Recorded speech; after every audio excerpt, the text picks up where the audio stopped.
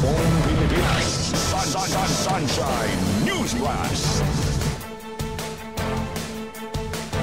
Magandang umaga Pilipinas, magandang umaga Pangasinan at Dagupan City.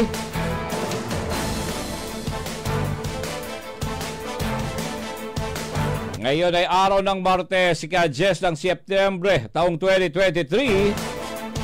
At ako po inyong tagapagbalita sa Sunshine News Blast Morning Edition. Ito po si Kapar J. Miguel Mendoza. At sa mga detalye ng ating mga balitang lokal, Mayor Belen tiniyak na pangungunahan niya ngayong araw ng Traffic Management sa Arellano. 2024 proposed budget isusubitin na sa sangguniang panlunsod ngayong hapon. Ang detalye mula kay Bien Bergabiña. Kapar Bien. Sinayang ni Mayor Belen na pangunahan niya ngayong araw ang traffic management sa Arellano. Ito matapos makatanggap na ulat ukol sa heavy traffic sa nasabing kalsada. Sunshine News Blast. Anong oras yung buhol-buhol ang traffic? Mga alas 3:30 po. Alas 3:30. Andyan ako, magta-traffic ako. In fact, nasa Tundaligan ako. Nag-traffic ako doon dahil pinag-aralan ko kung anong solusyon. So, nakita ko doon, hindi talaga pwedeng buksan yung kwan. Dapat one way talaga yung papunta sa beach. And then, kanina nagbigay ako ng instructions kay city engineer, kailangan bumili na tayo ng traffic lights. Sa Mayora, dapat magkaroon na rin ng traffic lights sa Tondoligan.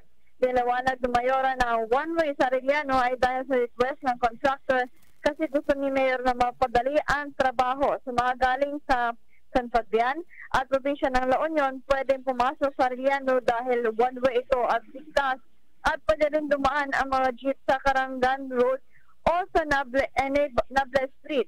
Samantala, isusumita na ngayong hapon sa Sangguniang Panlungsod ang 2024 proposed annual budget ng lungsod. Ayon kay Mayor Belen, pinaka-importante dito ang increase ng sweldo ng mga empleyado at mga dagdag sahod sa emergency workers. Sunshine News Blast. Pinaka-importante, sabi ko nga pro-employees ako is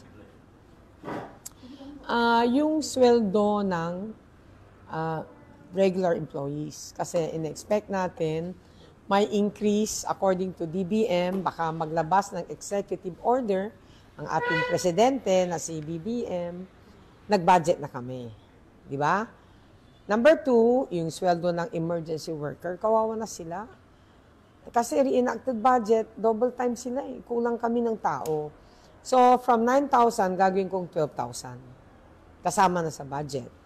Lahat ng mga barangay health workers, tingnan ko nga. Okay, barangay security force, tanod, from 1,002, gagawin namin 3,000. This is on top of allowance nila sa barangay. Okay.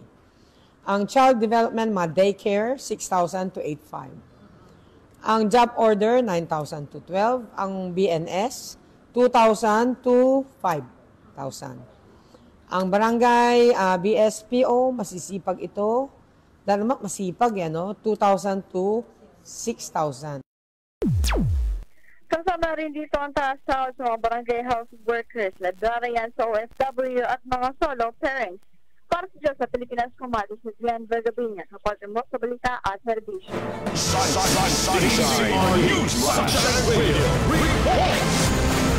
Samantala, importansya ng statistics sa iba't ibang sektor, layunin sa pagdiriwang ng ika-34 National Statistic Month ayon kay Senior Statistical Special Desola. Ang detalye mula kay Kapartner Vic Taud. Kapartner Vic! Yes, good morning mga kapartner. Mahalaga ang statistics para sa iba't ibang sektor ng lipunan. Ito ang inihayag ng Philippine Statistics Authority Senior Statistical Specialist Arturo de Sola sa kapihan sa DOH. Anya, mahalaga ring tama ang mga datos na makakalap ng mga statisticians dahil ito ang magiging basihan ng mga programa. Sunshine News Blast. Ang purpose itong National Statistics Month ay to promote, enhance, and instill awareness and appreciation on the importance and value of statistics to the different sectors of society. Kaya sa ating mga kababayan, mga tao na nasa kanilang mga tahanan ay kailangan din maintindihan nila kung ano itong statistics dahil sa ating mga kinagawang surveys ay dapat tama ang kanilang maibibigay na datos para sa ating paggawa ng mga proyekto at programa ng ating gobyerno. Paalalahanin nito ni Didisola na dapat ang mga sumasagot sa mga survey ay matapat at hindi nag-iimbento ng sagot para tama rin ang resulta ng survey. Tiniyak naman ng PSA na ang mga ipapadalang ahente ay galing sa kanilang opisina at may mga ID at dumadaan sa mga barangay captain. Ngayong buwan, marami nang nakaline up ng mga aktibidades ang PSA, kasama na rito ang iba't ibang ahensya ng gobyerno. Para naman sa Best PSA Implementer ng probinsya sa Ilocos Region, makatatanggap ito ng award at cash prize. Para sa Diyos at sa Pilipinas kong mahal, diktahod kapartner mo sa balita at serbisyo. Sunshine Radio Report. At dagdag pang mga balita. Mga bagong serbisyo ng PSA sa Ilocos Region, kabilang ang SINODET, tinalakay sa Kapihan, Ilocos. Ang detalye, wala kay Kapartner Lerna Hernandez. Kapartner Lerna. Yes, kapartner, may mga bagong serbisyo ang Philippine Statistical Authority na available na sa Ilocos Region. Ito ay inihayag ni Joseph Estresta, Statistical Specialist 2 sa Kapihan sa Ilocos, bilang na rito ang SINODET. Sunshine News Blast. Example itong isa yung SINODET. So sa SINODET, so Certificate of No Debt, no? Parang Senomar siya. So kung sa Senomar, hinahanap natin kung meron siyang record ng kasal, sa SINODET, hinahanap natin kung may record na ba siya ng kamatayan, ng death. So mostly ito ginagamit doon sa annulment o kaya sa mga naghahanap, mga nawawalan ng asawa, ng mga hindi na umuwi, no? Binigyan din ni Estresta na importante ang SINODET para sa mga gustong magpakasal ulit para matiyak kung may annulment ba o patay na ang asawa nito. Samantala, pwede nang mag-request ng mga certificate mula sa PSA sa pamagitan ng online o tinatawag na soft copy. Dagdag nito, pwede na rin mag-request na i-print ito. Sunshine News Blast. Pwede na ba tayong mag-request ng ating birth, marriage, death certificate, or SENOMA, or advisory on marriages na nakalagay mismo doon sa ating cellphone o kaya sa desktop, computer, sa laptop, sa tablet. So, meron lang pong ibibigay sa inyo na link at saka yung password. So, ito po ay may expiration date na 60 days lamang na inyong ma-view yung record online. So, hindi nyo na kailangan, hindi na kailangan ma-print. So, kung gusto nyo naman na i-print yung kopya, so, pwede din kayong i-request itong isa pang bago na service namin, nung doc print. So, itong doc print naman na ito is yung i-preprint natin yung viewable online.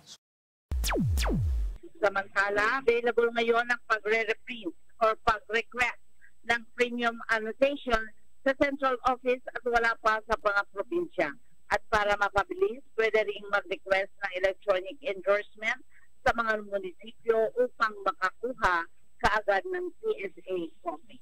Para sa Diyos at Pilipinas kong mahal, learner na del kapartner mo sa balita at sa Sunshine News Radio Report.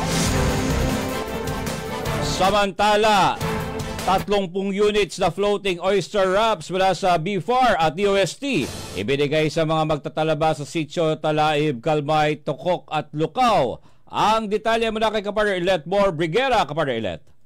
Nasa 3 units ng floating oyster wraps mula sa Bureau of Fisheries and Aquatic Resources ang ibinigay sa mga maliliit na magtatalaba sa Sitio Talaib, Kalmay, Tukok at Lucao. Ito ay sa ilalim ng Community Empowerment sa pamamagitan ng Science and Technology SIS program. At bahagi ito ng commitment BFAR sa ating River Rehabilitation Program at resulta ng pag-aaral ng DOST sa layuning mapaunlad ang kabuhayan sa Kailugan. Excited na rin si Mayor Belen Fernandez dahil ang DOST University at before ay kapartner ng academe tulad ng Pangasinan State University, Universidad de Dagupan, Philippine Science High School, Ilocos Region Campus at Department of Agriculture 9, Department of Agriculture Region 1, Technical Education and Skills Development Authority Region 1 at Notre Dame Food Manufacturing Corporation.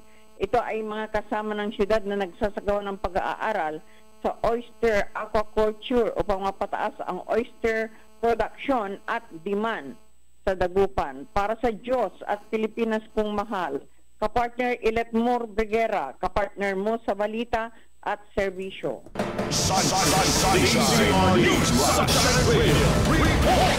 Dagdag pang balita, malalaking proyekto pinasinayan sa munisipalidad ng Alcala. Ang detalye mula kay kapartner Sheila Balog. Kapartner Sheila.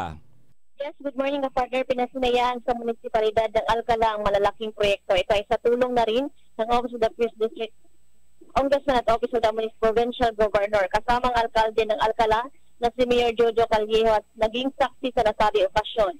Naroon din sina board member Nicolay John Luis Sison, former Alcala Mayor Manuel Collado, at maging mga sangguniang bayan member sa pangunguna ni Vice Mayor Rodolfo Rosquita at mga opisyalis ng iba't ibang barangay. Kasama sa mga proyektong pinasunayan ang pagsasamento sa national road na nasasakupan ng Barangay Lawak, Adol at Barangay San Pedro, Ili, Kisikis, Pindangan. Ang 1-kilometer farm to market road sa Pindangan East na matagal nang pinaglalaanan ng pundo sa dating congressman. Lubusan ang pasasalamat ng munisipalidad sa Office of the Governor sa mga proyektong ito. Para sa Diyos at sa Pilipinas kung mahal, Sheila Balog, sa partner mo sa balita at serbisyo.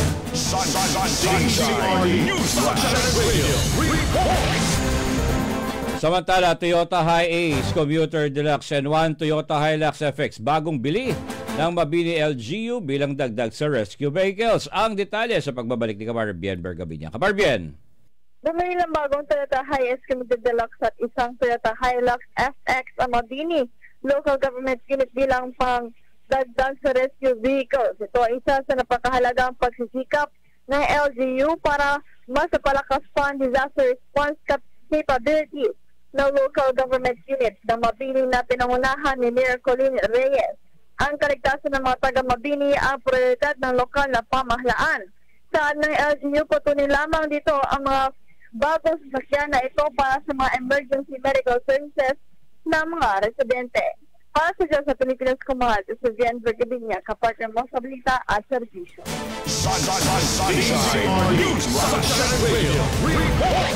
Dagdag pang balita, munisipalidad ng Agol, La Union, may init na tinanggap ang mga national validators ng 2023 Seal of Good Local Governance. Ang detalye mula kay kapartner Sheila Balog. Kapartner Sheila. Ang Agol, La Union, pinakakuha ng commendable results sa katatapos sa 2023 Seal of Good Local Governance National Validation. Ang lokal na pamahalaan ng Agol na pinangunahan ni Mayor Bang Simuba, Vice Mayor Antonio Islao, members of Sangguniang Bayan, LGU employees, MLGOO, LGOO, all Mr. Francisco A. Vergara at sa init na pagpunggap sa mga national validators mula sa Department of the Interior and Local Government, Region 2 at VILG La Union. Ang Seal of Good Local Governance o SGLC or SEAL ay isang institutionalized award incentive owner at recognition-based na ipinagdadala ng people-oriented reforms para magkaroon ng mga amay-akiyat na kultura ng good governance. Ito ay rin all-in assessment approach kung saan dapat mapasahan ng isang LGU ang 10 governance areas, financial administration and sustainability, necessary preparedness, potential and security, health, compliance and responsiveness, sustainable education, business friendliness and competitiveness, safety, peace and order, environmental management, tourism, heritage development, culture and arts, at youth development. Para sa Diyos at sa Pilipinas kung mahal, Sheila Balog, kapartner mo sa balita at serbisyo. At para sa uling detalye ng ating balitang lokal, validators ng 2023 or ikawalong araw ng assessment ng verification at checking ng mga property, financial records, dokumento at pera or pondo ng barangay at sangguniang kabataan, pinangunahan ni Pusurubio Mayor Chan. Ang detalye sa pagbabalik ni Kapartner Lerna Hernandez. Kapartner Lerna. Pinangunahan ni Pusurubio Mayor Kelvin Chan ang pag-ikot ng municipal assessment and turnover team. Nagtungo ang alkalde sa mga barangay upang magsagawa ng assessment, verification at checking ng mga property, financial records, dokumento at pera ng barangay at sangguniang kabataan. Samantala, nakatakdang matapos ng audit sa lahat ng mga barangay sa Pusurubio bago darating ang araw ng barangay at SK elections ngayong buwan. Ang auditing ay alinsunod sa memorandum na inilabas ng DILG na dapat masiguro na ang mga pondo ng barangay ay nasa pangangalaga ng LGU at maayos na iti-turn over sa susunod na ma-appoint. Ito ay upang mapanatili rin ng transparency sa bawat pondo at proyekto ng mga barangay officials. Para sa Diyos at Pilipinas kong mahal, Lerner Hernandez, kapartner mo sa balita at serbisyo.